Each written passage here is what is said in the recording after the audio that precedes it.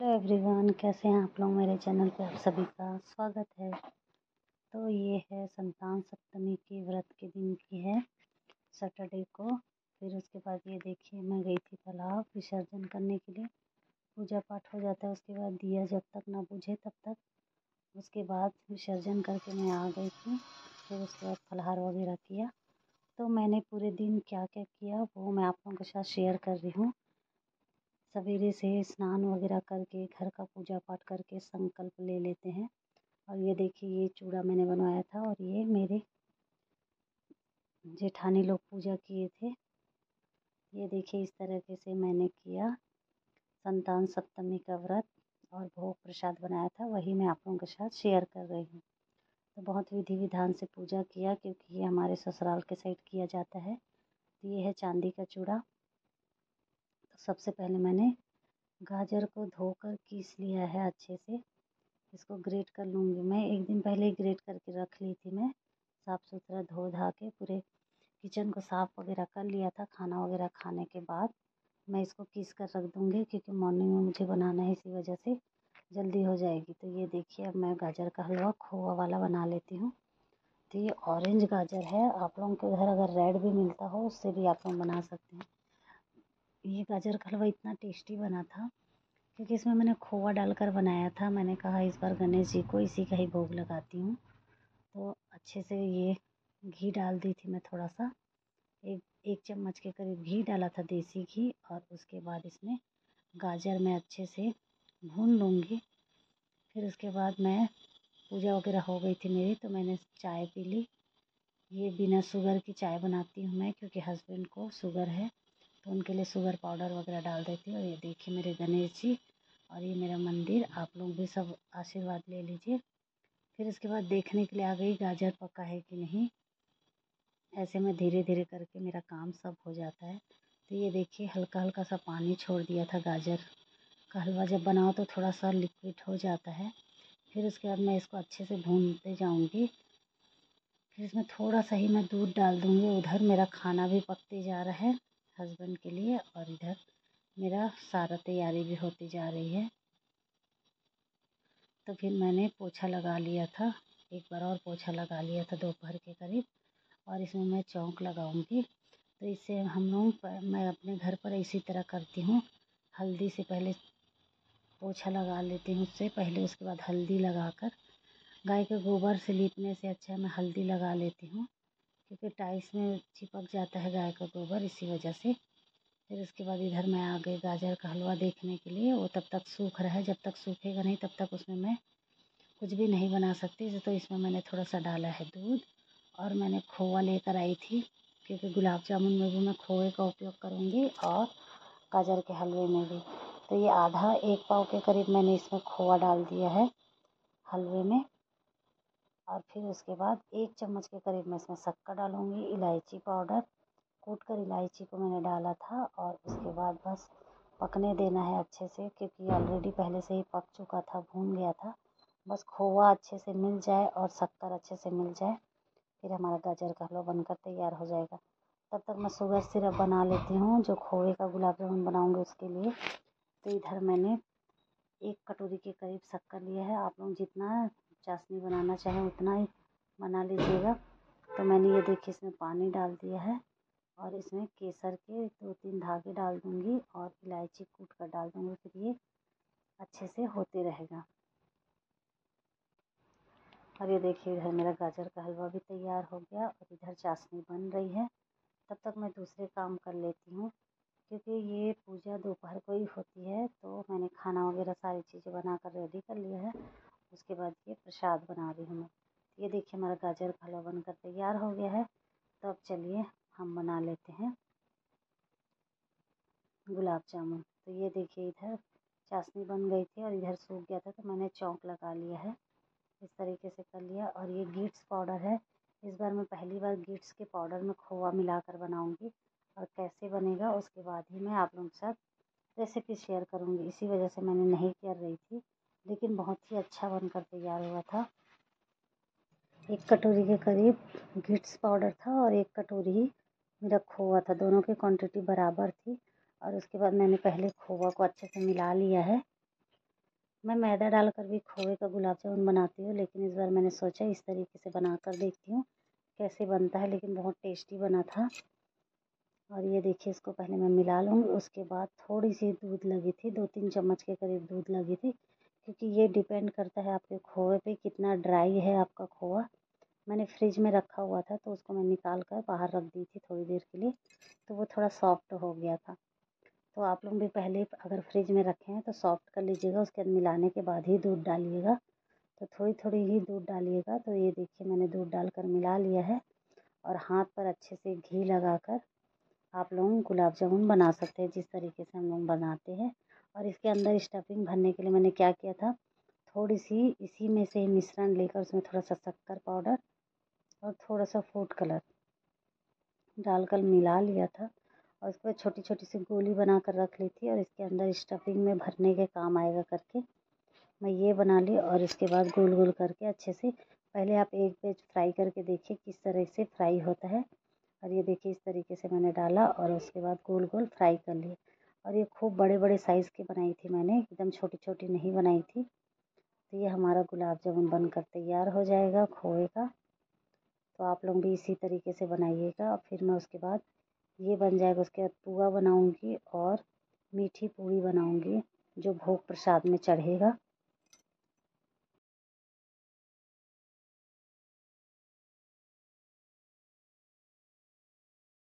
इसको धीमी आंच पर ही फ्राई करिएगा, बहुत ही अच्छे से बनकर तैयार हो जाता है। वो क्लिप मेरी रह गई थी तो आप लोग भी फ्राई कर लीजिएगा। और ये देखिए, गुड़ लिया है मैंने और गुड़ को अच्छे से छान कर पानी ले लिया गुड़ का।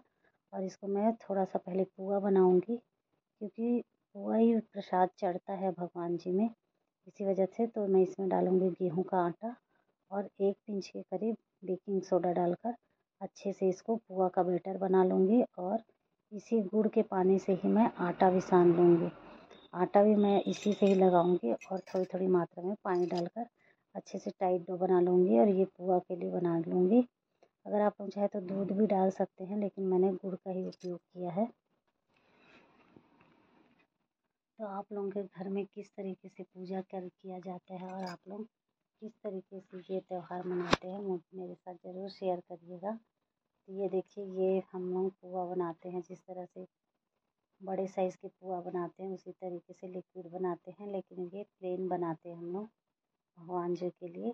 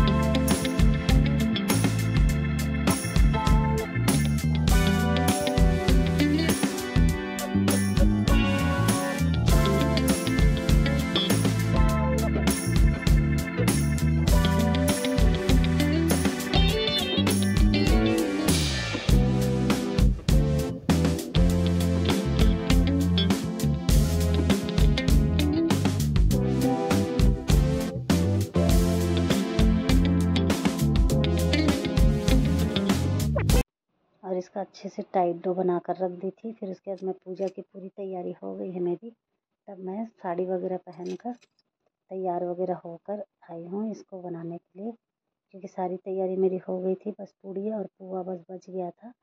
तो ये गर्मा गर्म सेक कर मैं प्रसाद भोग लगाऊंगी। नहा वगैरह कर तैयार होकर आ गई थी मैं। और इसकी मेरे को 14 ठो पूड़ी बनानी है, 7 भगवान जी के लिए, 7 मैं उसको प्रसाद के रूप में उसी को ही खाऊंगी और 7 भगवान जी को भोग लगाएंगे। जो परिवार में जो हैं वो सारे लोग उसी प्रसाद को ही ग्रहण करते हैं। तो ये मैं बराबर बराबर मात्रा में लोई काट ले रही हूँ ताकि एक्स्ट्रा ना बच पाए, क्योंकि उसके बाद कोई मीठी पूड़ी खाता नहीं है। प्रसाद के नाम पर भले सब खा लेते हैं। और उसके बाद मैंने ज़्यादा आटा लगाया भी नहीं था, क्वांटिटी के हिसाब से ही एक पूड़ी गाय के लिए निकाली थी और एक लास्ट वाली पूड़ी बची थी बस, बाकी भगवान जी को भोग लगा दिया था। और ये देखिए गोल गोल अच्छे से एकदम क्रिस्पी होते तक आप लोग इसको अच्छे से सेकिएगा, जिस तरह पूड़ी को सेकते हैं उसी तरीके से।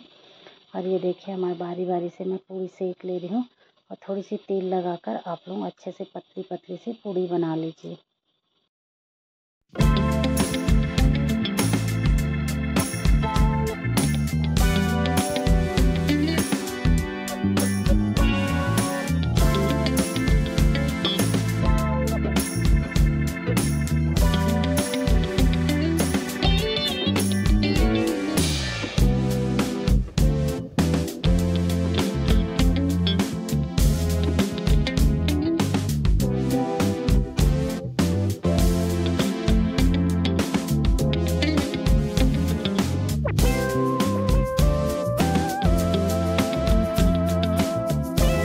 इसी तरह से ये देखिए मैंने सारी पूड़ियाँ बना ली और उसके बाद पुआ वगैरह सेक लूँगी। फिर उसके बाद मैं चलूँगी पूजा करने के लिए, क्योंकि ये पूजा दोपहर को ही होती है। तो हस्बैंड आ गए थे तो उनको मैंने दवाई दिया दूध के साथ, तो उन्होंने दवाई ले ली, क्योंकि मैं पूजा करने बैठूँगी तो बेटी को लेकर वही आएंगे। आज मैं नहीं जा पाऊँगी, पूजा करनी है मुझे। तो वो आ गए थे ऑफिस से, तो वो अब लेने के लिए चले जाएंगे बेटी को, क्योंकि ये पूजा दोपहर को ही की जाती है। तो ये देखिए मैंने प्रसाद लगा लिया है। ये है पूड़ियाँ, गुलाब जामुन और गाजर का हलवा। ये सारी तैयारी मैंने आज ही की है। तो ये सारी चीज़ें बनकर तैयार हो गई। ये देखिए मैं रेडी भी हो गई हूँ पूजा करने के लिए। और उसके बाद ये सारे भोग का प्रसाद मैं लेकर, और ये पुआ लास्ट में बच गया था तो वो भी बना लूँगी मैं। और इसके बाद चलिए करते हैं पूजा। थोड़े से ही बनाने थे मेरे, तो इसीलिए मैंने थोड़ी सी कटोरी में घोल कर बना लिया, क्योंकि मीठा कोई उतना पसंद नहीं करता मेरे अलावा। तो ये सारी चीज़ें मैं बनाकर तैयार कर लूँ, क्योंकि आज मुझे ये सारी चीज़ें खानी ही नहीं है। मुझे खानी है ये पूड़ियाँ और एक ठो प्रसाद में पुआ खा लूँगी मैं, और बाकी तो दूसरे दिन खाऊँगी मैं, अभी नहीं खाऊँगी। और ये देखिए हमारा बनकर तैयार हो गया। छोटी छोटी सी ही बना ले रही हूँ मैं, ज़्यादा बड़े साइज़ की नहीं बनाऊँगी। तो आप लोग किस तरीके से मनाते हैं ये त्यौहार, मेरे साथ ज़रूर शेयर करिएगा। यूपी और एमपी साइड ये त्यौहार मनाया जाता है, बच्चों के लिए रखा जाता है व्रत।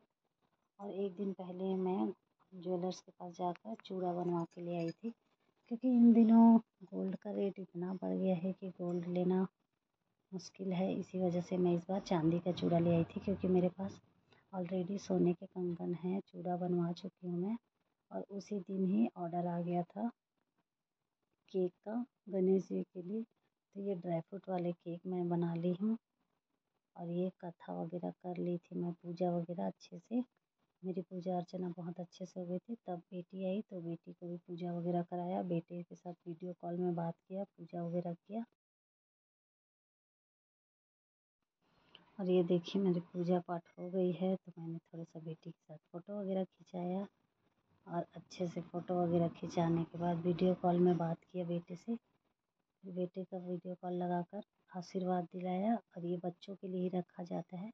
फिर मैंने चूड़ा ये पुराने वाले पहन लिए थे मैंने, और एक धागा पे, मौली धागा पर ही 7 गठान करके उसको भी पूजा करते हैं। और ये वाली मैं पहन ली थी सोने वाली, जो पहले पूजा हुई थी फिर हस्बैंड आए तो उनके हाथों ये चांदी के चूड़ा पहनी थी।